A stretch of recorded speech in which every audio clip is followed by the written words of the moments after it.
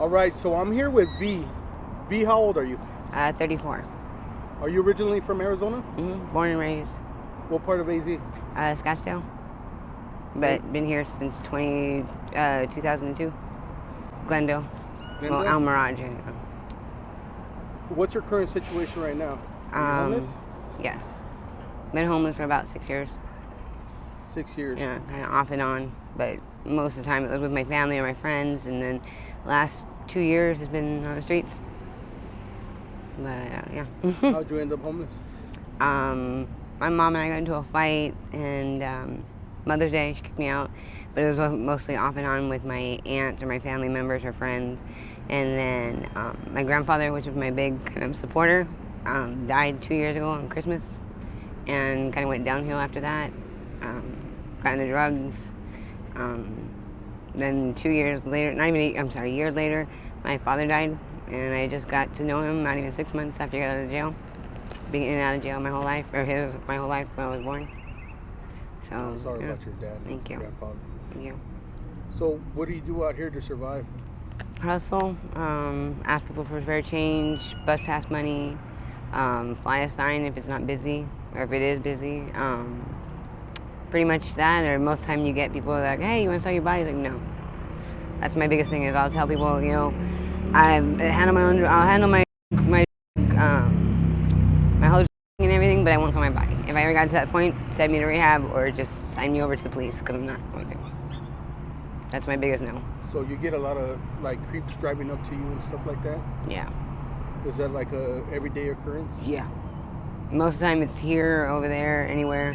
I'll get guys that are like, hey, you want to make money? And I'll think it's, sometimes you get nice people who are like, oh yeah, I need help doing this, yard work or something, or, cleaning up after their house or something like that. Yeah, those are honest ones. Then there's the ones that are like, you want to make $50 to suck my dick. It's like, no, it's not like that. And I'm sorry if I said that wrong, but yeah. And what do you do to deal with those kind of people? I usually just tell them no, thank you, or I tell them, do you tell your mom that, and I tell them, do you think about it? You want your mom to hear that, or your sister, or somebody to hear that? Yeah. And they usually say fuck you, or they just keep driving, going, embarrassment, or walk away. But yeah. So. How dangerous is it on this side of town? I don't know. I mean, it's not that dangerous. I mean, I don't know. I mean, I've heard of things. I've heard of people getting robbed, especially when you fall asleep around here. I've heard of people getting robbed, at gunpoint, or, getting beaten up because they thought that somebody was a snitch and stuff like that. Yes, I've heard that one. Me, personally, not really. I mean, the only thing is, my ex left me a few months ago, and he left me, and I walked around here at 2 o'clock in the morning, didn't realize that I was by myself. It just hit me all of a sudden, and I was like, oh shit, I'm by myself. I'm in here at 2 o'clock in the morning walking around here. And I broke down crying, and a couple of my friends came by and were like, hey, are you okay? And I told them. They let me stay at their camp for a little bit, and I got back on my feet. But it was just more of a, you get creepy ones, especially you get some of the people that you think are your friends. They'll be like, oh, hey, now that you're single, we can sleep together. No. No. But yeah. And you were telling me that you've been sleeping back there by the canal? River bottom. In the river bottom. For 6 months. Before, it was on the other side over here. So beginning 2 years ago, they had an opening over here. Yeah. My ex and I were living down there. We got kicked out of there. Everybody moved to the streets. And then 6 months after that, everybody moved back down there. They were on that side, rock quarry. Rock quarry allowed them to stay there, and then I guess somebody robbed them for $2,600 in metal and in tools.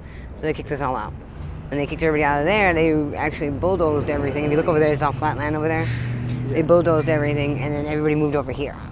And now we're just all sitting here while the cops are telling us to leave maybe every other week or so. They'll come down, they'll harass us, tell us, hey, you guys gotta be out of here, they're trespassing. But then they tell us, okay, you have until next Wednesday to get out, or to get help. They'll give us resources and then they'll leave. And then now they don't come back at all. But they'll come back once in a while and harass us. But other than that, it's just living there. Or if you go pay the $50 to live on the other side, it's considered game and fish, supposedly. So that's what they say. Pay to go live on supposedly. The other side? We don't know. It's kind of 50-50. So it's like a campground or something like that? That's what they're saying it's like. But it's like $50 per year for a permit. And I've heard it from 3 other people. I don't know if it's true or not. But then I heard Bell Road has it completely free, where you just stay away from the entrances of the gates, I guess, or something like that. I think it's just hit or miss, and just see where you can. Like right now, I have a camp or I have a tent, and it's just pack up your stuff or leave your stuff behind, and the cops show up and push you out. Do you have a tent? Mm-hmm. Well, I have a tarp. I left for about 3 days because I bounced back from my aunt's house. Came back and my tarp was gone and everything else has been ransacked. And I can show you the whole camp. It's right now my friend Tia staying there, and I just stay sometimes at my friend's house, or I just go ahead and stay there. They're telling us to wrap it up. That's security. Yeah. So if you want, we can go somewhere else and finish up this interview. Yeah. Okay. Yeah. Yeah, I just need like 5 minutes, bro. I'm doing an interview. Yeah. Okay. Yeah, he can talk for me too. My whole tent's completely gone. In 2 or 3 days, it's gone. All right, V. Sorry about that. So, Commercial break. do you guys get that a lot? Where you guys get kicked out by the security guards? Especially by them.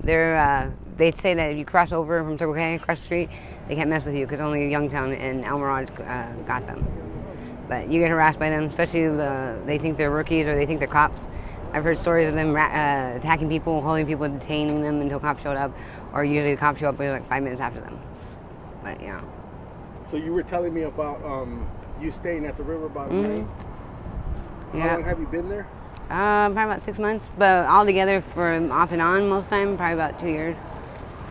Almost. Is it a big community down there? Yeah, I mean, like when I first went down there, it was like camping. We went down there with tents. There was a sweet guy that literally went to Walmart and stole every tent you could think of, and literally went down passing them out to everybody for prices. You know, like, here, if you guys do this, buy me a bowl or whatever, shit and stuff like that.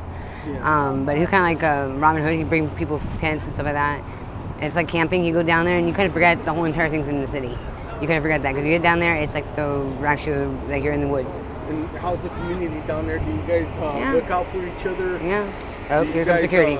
Is there a lot of people stealing from each other? Is it dangerous down there? Yeah, some people pickpocket each other. Some people steal from each other. There's some communities that, like with mine, we were in a group where we all eat dinner together. We all didn't steal from each other, but there were still some people that did. And here comes security again. Here comes some more security, huh? Yeah. Oh, now they're making it look all good for them. Well, I guess they have some water for you. And that's the first time I've ever seen that done. Yeah. Yeah, they're doing that good on my video. Because they know they're going to be on YouTube, huh? Because they know you're videotaping it, yeah. So, do you mess around with any substances out here? I don't know. Yeah. Do you mess around with the blues out here? Yeah. Hold on a second. All right. Thank you. Thanks, guys. Thank you. Yes, I do. Usually it's meth for clear. Well, yeah, I do that and or pills. Yeah. They call them the blues out here. The blues, yes, or pastillas. Yeah, or M30s. The cops call it M30s. Blues, M30s. Yeah. It's all the same. How long ago did you start messing around with those? About 2 years. 2 years. Yeah. And how'd you get introduced to that? Actually, it was one of my friends had a really bad headache, and we went to the store and actually found some guy who was like, "Hey, try this," and they were taking him as pills, and then one day we're like, "Oh, we heard somebody tell us try sniffing them, try smoking them." I didn't want to do sniffing, so I tried smoking them and got hooked on it. And then the withdrawals suck. It really does. How do the withdrawals feel? Usually they say that if you do it like 2 or 3 times smoking them or taking them, you get hooked on them. You do, and then after that you can't stop. You'll get the shakes. You'll shit yourself or throw up. You get emotional. You get the whole entire like you're shaking, or you get cold. You get cold chills. You'll see people walking out with sweatshirts on. And it's like 100 degrees outside, and they're sweating at the same time. Yeah. Or they start looking like they're sick. They got runny noses. That's horrible. Yeah. And it's not even like it's not. It's like just clear. That's all it is. Did you know about how the blues would affect you before? No, I just saw people get shaky and that was it, or some people get angry and that was it. But now it's like once you start doing it, it's like, oh my god, like yeah. I've never shit myself. I've done it like maybe 24 hours or nothing. Like one time I got arrested for a warrant, and I spent 12 hours in jail. Came out, was sick. I actually tried to sleep as much as I could in there, and I was okay. But I've seen people like shit themselves and never done that far. I've heard that coming off heroin is worse than coming off of that, but I don't know. But, Do you have any family still out here? yeah, my family.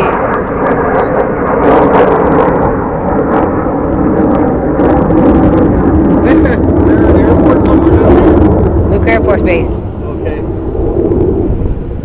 family know about your situation? Nope. They don't? They all think that I'm on something, but they don't know. I kind of keep it hush-hush, or I just don't see them. I haven't seen my family in almost over a year and a half. I've been putting off going to family engagements, everything.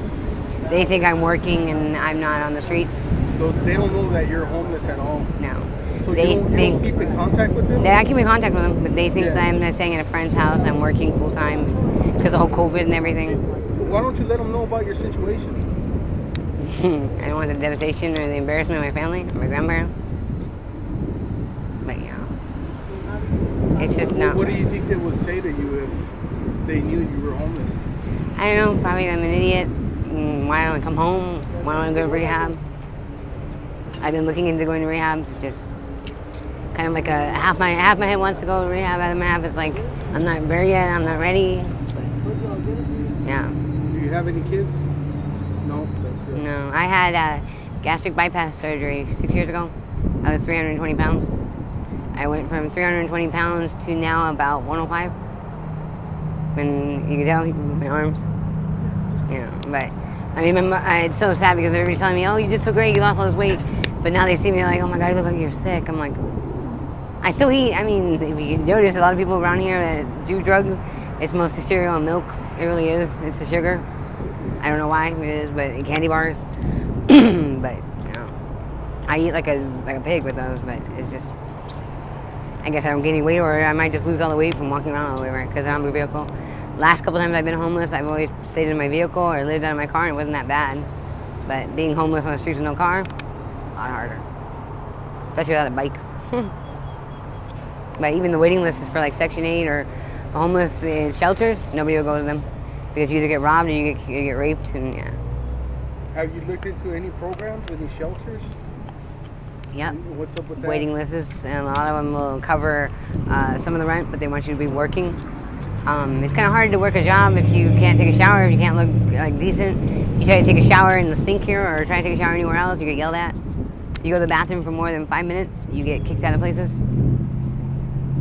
Yeah, kind of hard just to even keep it upkeep. I mean, a lot of bird baths. And people look at you really weird, especially when you come out and your hair's all wet and everything, or you go in the bathroom, people look at you like, oh, disgusting homeless person in the bathroom. Yeah, it's a little hard. I mean, technically, I have a full-time job offering to work at Terrell as a case manager, but I can't really do that without being able to take a shower every day and look decent. Yeah. So I've been putting that one off too.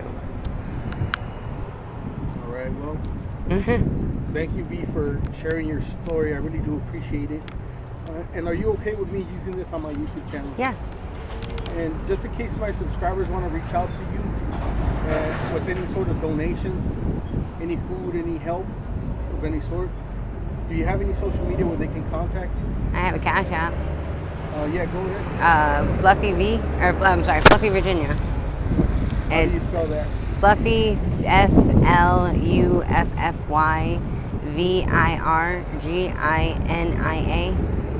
or Fluffy Virginia, all in one word. Okay. All right, thank you. I appreciate it. All right, thank you.